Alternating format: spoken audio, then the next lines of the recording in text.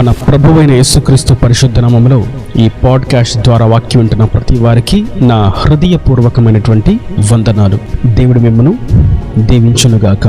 లూకాసు సువార్త 19వ అధ్యాయము 1 నుండి. ఆయన సంచరించుచు యెరికో పట్టణములో ప్రవేశించి దాని గుండా పోవుచుండెను. ఇదిగో సుంకపు గుత్తిదారుడును ధనవంతుడునైన జక్కయ్య అను మారు పేరు గల ఒకడు యేసు ఎవరో అని చూడగోరును గాని పొట్టివాడైనందున జనులు గుంపుగూడి ఉండుట వలన చూడలేకపోయాను. అప్పుడు యేసు ఆ త్రోవను రానయుండెను గనుక అతడు ముందుగా పరిగెత్తి ఆయనను చూచుటకు ఒక మేడి చెట్టెక్కెను.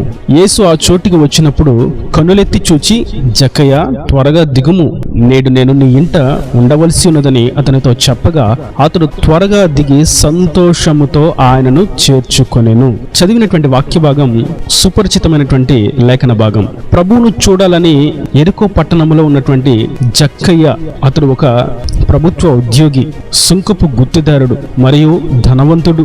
ఇంత ధనము కలిగిన, అధికారము కలిగిన వ్యక్తికి ప్రభువును చూడాలి అనేటువంటి ఆశ కలిగింది. తాను ప్రభువును ఏదైనప్పటికీ ఈరోజు చూడవలసినదే అని ఆయనను వెతుక్కుంటూ ఎటువైపు వస్తున్నారని చూడడానికి వెళ్ళాడు. తాను పొట్టివాడైనందున ప్రభువును చూడలేకపోయాడు. అతడు కొంచెం తెలివిని ఉపయోగించి ఒక మేడి చెట్టును, తాను ఎక్కగలిగేటువంటి చెట్టును చూసి దానిని ఎక్కి ప్రభు ఆ దారి గుండా వస్తున్నాడు కాబట్టి ఆయనను నేను గుర్తుపట్టి చూడాలి ఈరోజు అని అనుకున్నాడు. అతడు యోచించి ఆ చెట్టెక్కి చూస్తూ ఉండగానే జనసమూహం ఆ చెట్టు వైపుకు నడుస్తూ వస్తూ ఉంది. జక్కయ్యకి ఎవరో బోధకుడు అనే సంగతి అర్థం కాలేదు. కానీ ఒక వ్యక్తి ఆ చెట్టు కింద ఆగి, జక్కయ్య, కిందకు దిగు అని అన్నాడు. జక్కయ్య ఆశ్చర్యపోయాడు, ఈయనెవరు నన్ను పిలుస్తున్నాడు అని. మరొక మాట ఆయన అన్నాడు, నేడు నేను మీ ఇంటికి రావాల్సి ఉన్నది అని అన్నాడు. ఆ మాట విని చాలా సంతోషంతో ప్రభువును తన ఇంట చేర్చుకున్నాడు. జక్కయ్యను గురించి మనం చూస్తాం, తాను పొట్టివాడు మరియు ధనవంతుడు మరియు సుంకపు గుత్తిదారుడు, మోసము చేత అన్యాయము చేత ధనాన్ని దోచుకునేవాడు అని అతని యొక్క చరిత్రలో అతను మారు మనసు పొందుకున్నప్పుడు మనకు అర్థమవుతుంది. అయితే ఈ వ్యక్తి ఇంటికి ప్రభు ఎప్పుడైతే వచ్చాడో అతని జీవితంలో గొప్ప పెనుమార్పు కలిగింది. ప్రభు అతని గూర్చి 2 మాటలు సెలవిచ్చారు. అదేదనగా, ఇతడును అబ్రహాము కుమారుడే, ఎందుకనగా నేడు ఈ ఇంటికి రక్షణ వచ్చి ఉన్నది. ఎంతో ఆశ్చర్యమైనటువంటి శ్రేష్టమైనటువంటి మాట. ఒక మోసగాడికి, ఒక అన్యాయస్తుడికి, కనికరం లేని వానికి, ధనాపేక్ష కలిగిన వానికి, కుటుంబ విలువలు లేని వానికి ఒక గొప్ప బిరుదును ప్రభు ఇచ్చారు. ఇతడు అబ్రహాము కుమారుడే అని అన్నాడు. మరియు నేడు ఈ ఇంటికి రక్షణ వచ్చి ఉన్నది అన్నాడు. మోసము చేత, అన్యాయము చేత తన కుటుంబంలో దాచుకొని కూర్చుకొని ఉన్నటువంటి ధనం లోపల నిలిచి ఉన్నది. మరి ఆ సందర్భంలో ఆ కుటుంబానికి రక్షణ ఎలా వస్తుంది, ఆ ఇంటికి రక్షణ ఎలా వచ్చింది అని మనం జాగ్రత్తగా గమనించినట్లయితే, ప్రభువును తన ఇంట్లోకి జక్కయ్య చేర్చుకున్న వెంటనే జక్కయ్యకి అర్థమైనటువంటి విషయం, బోధకుడు నా ఇంట్లోకి అడుగు పెట్టాడు, నేను సంతోషంగా ఆయనను చేర్చుకున్నాను సరియే, కానీ నేను ఈ సంతోషాన్ని ఎప్పటి వరకు అనుభవించగలను? ఆయన వచ్చి నా ఇంట్లో కూర్చొని 4 మాటలు మాట్లాడి నేను ఏదైనా పెడితే ఆయన స్వీకరించి భుజించి వెళ్తే అక్కడి వరకే నాకు ఈ సంతోషం ఉంటుంది. కానీ ఈ సంతోషం నాకు ఎప్పటికీ కావాలి అని యోచించి ఆ సంతోషం నుండి దూరము చేసేటువంటి క్రియలను గుర్తించి ప్రభు పాదాల చెంత కూర్చొని అంటున్నాడు అమూల్యమైనటువంటి మాట. 8వ వచనం, జక్కయ్య నిలవబడి, ఇదిగో ప్రభువా, నా ఆస్తిలో సగము బీదలకిచ్చుచున్నాను. నేనెవని యొద్దనైనను అన్యాయముగా దీనినైనను తీసుకుని ఎడల అతనికి 4 మరలా చెల్లింతునని ప్రభువుతో చెప్పాను. 2 మాటలు తను మాట్లాడాడు. ఎందుకంటే తాను సంతోషం పొందుకోకపోవడానికి, తాను ఆశీర్వాదం పొందుకోకపోవడానికి, తాను దీవెనలు పొందుకోకపోవడానికి, దేవునికి దగ్గరగా రాకపోవడానికి, పరలోక రాజ్యానికి ఆటంకాలుగా, అడ్డంకులుగా ఉన్న సంగతులను గుర్తించి ఆ 2 విషయాలను ప్రభు పాదాల చెంత ఒప్పుకుంటున్నాడు. నేను నా ఆస్తిలో సగభాగము బేదలకిస్తాను. నేను అందరిని ప్రేమిస్తాను ప్రభా. ఇప్పటివరకు నేను చేదరించుకున్నాను, కానీ నా ఆస్తిలో సగభాగం వారికి ఇచ్చి వారిని నా కుమారులుగా నేను స్వీకరిస్తాను. వారికి నాదైనటువంటి శైలిలో తోడ్పాటును అందిస్తాను, చేయూతను అందిస్తాను అని ప్రభువుతో ఒక తీర్మానం చేసుకున్నాడు. 2వదిగా, నేను ఇప్పటి వరకు ఎవరి దగ్గరైతే అన్యాయంగా తీసుకున్నానో, ఎవరెవరి దగ్గరైతే మోసాలు చేశానో, ఎవరి యొక్క హృదయమును బాధ పెట్టానో, ఎవరి యొక్క కుటుంబానికి దుఃఖాన్ని కలుగు చేశానో వారందరి యొద్దకు వెళ్ళి క్షమాపణ అడిగి వారి దగ్గర నేను తీసుకున్న దానికి 4 తిరిగి చెల్లిస్తాను అన్నాడు. ఈ మాటలు మనం ఒక్క వచనంలో చదువుకున్నట్లు సులువుగా ఉంటుంది, కానీ ఇది సాధారణమైనటువంటి పని కాదు. ఇప్పటి వరకు ఎక్కడెక్కడ ఏమేం పాపాలు చేశాడో, ఎక్కడెక్కడ ఏమేం తప్పుదములు చేశాడో, ఎక్కడెక్కడ ఏ మోసాలు చేశాడో జక్కయ్య గుర్తు పెట్టుకొని వాళ్ళ దగ్గరికి వెళ్ళి సమాధాన పడతాను అంటున్నాడు. తాను ఇప్పటి వరకు సంపాదించినటువంటి ఆస్తి సగభాగం ఇచ్చివేస్తాను అంటున్నాడు. ఎంతో ఉన్నతమైనటువంటి తీర్మానం. ఈ తీర్మానాన్ని చూసినటువంటి ప్రభు ఇతడు నిజంగా హృదయ లోతుల నుండి తన పాపాన్ని ఒప్పుకున్నాడు.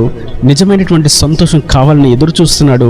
ఆత్మయందలి ఆనందాన్ని పొందుకోవాలని నిరీక్షణ కలిగి ఉన్నాడు, ఉత్సాహంగా ఉన్నాడు అని అప్పుడు అంటున్నాడు, ఇతడు కూడా అబ్రహాము కుమారుడే, నేడు ఈ ఇంటికి రక్షణ వచ్చినది. ఈ వాక్యం ఉంటున్నటువంటి నా ప్రియ సహోదరులరా, మనం ఇక్కడ గమనించినట్లయితే ప్రభు ఎప్పుడైతే తన కుటుంబంలోకి అడుగు పెట్టాడో జక్కయ్య బ్రతుకు మార్చబడింది. జక్కయ్య ప్రభువును సంతోషంగా చేర్చుకున్నాడు. ఆ సంతోషాన్ని కాపాడుకోదలిచి తన పాపాన్ని సరిచేసుకున్నాడు. నేడు మనం ఆయనను మన హృదయం అనేటువంటి కోవెలలోకి, గృహంలోకి, దేహం అనేటువంటి ఇంటిలోకి ఆయనను మనం ఆహ్వానించినట్లయితే సంతోషంగా ప్రభువా నీవు నాలో ఉండు, పరిశుద్ధాత్ముడా నీవు నాలో ఉండు అని మనం కోరుకున్నట్లయితే ఆయన మన జీవితంలోకి వస్తారు. అదే సందర్భంలో ఆయన మన జీవితంలోకి వస్తే మన జీవితంలో పెను మార్పులు జరుగుతాయి. మన జీవితం మరో మలుపు తిప్పబడుతుంది. మన బ్రతుకు మార్చబడుతుంది. చీకటిలో నుండి ఆశ్చర్యకరమైనటువంటి వెలుగులోకి నడిపించబడి ఈ లోకంలో ప్రకాశింప చేయబడతాము. ఆయన మన జీవితంలోకి వస్తే బ్రతుకు మారుతుంది.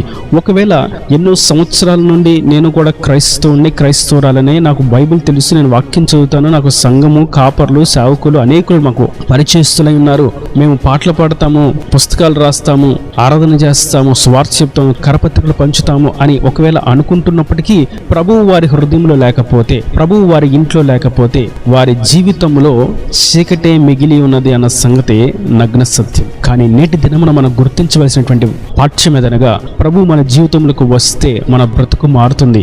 ఈ ఆత్మ సంబంధమైనటువంటి క్రియలు చేయటం మట్టుకు కాదు, కానీ బ్రతుకు మార్చబడాలి. మనం పాట పాడినా పాడకపోయినా, సువార్త చేసినా చేయకపోయినా, కానుకలు ఇచ్చినా ఇవ్వకపోయినా మన బ్రతుకు అంతరంగమున ఉన్నటువంటి జీవితం పవిత్రంగా మార్చబడకపోతే, వెలుగువంతంగా మార్చబడకపోతే, మార్పు నొందకపోతే, దేవునికి నచ్చినట్టుగా ఉండకపోతే వారు ఎన్నాళ్ళు పేరు పెట్టుకున్నప్పటికీ వారు ఇంకా రక్షణ లేని వారుగానే ఉన్నారు, మరియు అవిశ్వాసులుగానే ఉన్నారు అన్న సంగతి ఈ వాక్యం ద్వారా మనకు దేవుడు తెలియచేస్తున్నాడు. జక్కయ్య యూదుడే, కానీ ఇప్పుడు అబ్రహాము కుమారుడు ఎలాగవుతాడు?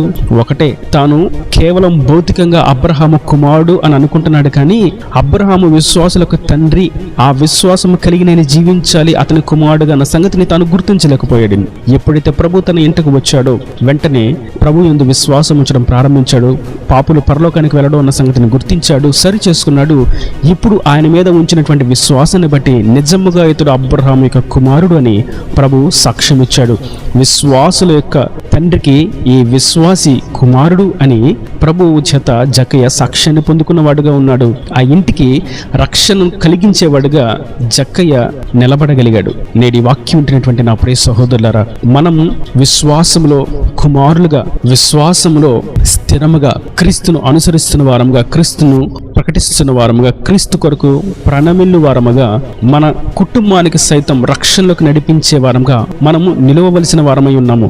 ఒకవేళ ఆ కార్యాలు జరగకుండా ఏ పాపమైతే ఆటంకంగాను అడ్డంకంగాను నిలిచి ఉన్నదో వాటిని విడిచి సరిచేసుకోవలసిన వారమై ఉన్నాము. ఒకవేళ అది జరగకపోతే ఎన్నాళ్ళు మందిరానికి వెళ్ళినా, ఎన్నాళ్ళు మాకు ప్రభు తెలుసు అని చెప్పినా వారు మాత్రం విశ్వాసుల జాబితాలో చేర్చబడరు, మరియు వారికి వారి ఇంటికి రక్షణ రానే రాదు. జక్కయ్య ఇంట్లోకి ప్రభు అడుగు పెట్టాడు, జక్కయ్య బ్రతుకు మార్చబడింది. ప్రభు మన గృహాలకు అడుగు పెడితే బ్రతుకు మార్చబడుతుంది. ఒకవేళ బ్రతుకులు మారలేదు, ఇంకా అదే సినిమాలు, సీరియలు, బూతులు, అబద్ధాలు, ముసలమ్మ ముచ్చట్లు, కోపోద్వేషాలు, ఉద్రేకాలు, గొడవలు, అల్లర్లు, మద్యపానాలు, మాదక ద్రవ్యాలు, ప్రేమలేనితనము, అన్యాయము, మోసము, ధనాపేక్ష, ఇలా చీకటి క్రియలు కలిగి ఉన్నట్లయితే ఇంకా ప్రభు ఆ గృహంలోకి అడుగు పెట్టలేదు అన్న సంగతి వాస్తవం. కనుక ఆయన మన హృదయం అనేటువంటి కోవెలలోకి మన దేహం అనేటువంటి గృహములకు ఆయనను ఆహ్వానిస్తాం. ఆయన మన జీవితంలోకి వచ్చి గొప్ప పెనుమార్పులు జరిగిస్తాడు. జరిగించడం అంటూ కాదు, వెలిగింపచేసి ప్రకాశింపచేస్తాడు. ఆయన రాజ్యానికి వారసులుగా మారుస్తాడు. మన పాపాలన్నీ సరిచేసుకుని మారు మనసు పొంది మనం తప్పుదమ్ము చేసిన ప్రతి చోట క్షమాపణ పొందుకుని సమాధానపడి ఐక్యత కలిగి అందరితో కలిసి దేవుణ్ణి ఆరాధించదుముగాక. ఈయన దేవుని మాటల ప్రతి వారి హృదయం అన్నిటికంటే ఫలింపు చేయనుగాక. ఆమేన్. God bless you. తలలు వంచి కన్నులు మూసినట్టయితే మీ కొరకు చిన్న ప్రార్థన. ప్రేమ స్వరూపీకరణ కటాక్షంగా తండ్రి, నా ప్రభువా, ఈ వాక్యం ప్రతి వారిని మీరు కృపతో జ్ఞాపకం చేసుకోండి. జక్కే జీవితంలోకి నీవు అడుగు పెట్టినప్పుడు జక్కే జీవితం తన బ్రతుకు మార్చబడింది.